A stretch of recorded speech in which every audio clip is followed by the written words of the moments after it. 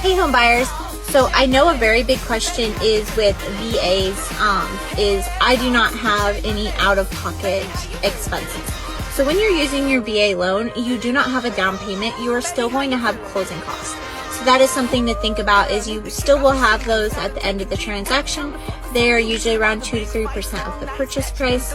Your lender can usually calculate a good estimate on like the purchase price. It's going to depend, HOA, city taxes or outside city limits, things like that will kind of differentiate what your closing costs will be.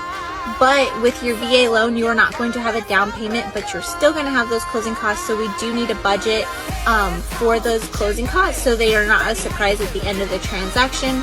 We are seeing in some cases where we are getting concessions from the seller. So that is something that can go towards your closing costs to kind of help your out-of-pocket amount with buying a home. But that's just something to think about, is if you're using your VA loan, you're not going to have a down payment, but you'll still have closing costs. But if you have any questions, feel free to send me a message. I'm always happy to help.